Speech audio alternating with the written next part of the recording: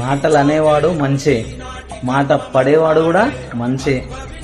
ఈ పొద్దు మాటలు అనేటువంటి టైం నడుస్తుంది, కానీ ఏదో ఒక రోజు ఖచ్చితంగా మాట పడేటువంటి టైం కూడా వస్తుంది. అప్పుడు వాడు మాట్లాడే మాటలకి చెవులకి రక్తాలు రావాలి. పడ్డోడెప్పుడు చెడ్డవాడు కాదు. టైం అనేది చాలా విలువైంది. అది మన దగ్గర ఉన్నప్పుడే దాన్ని యూటిలైజ్ చేసుకొని మంచితనంగా మంచి లైఫ్ని లీడ్ చేస్తే బాగుంటుంది.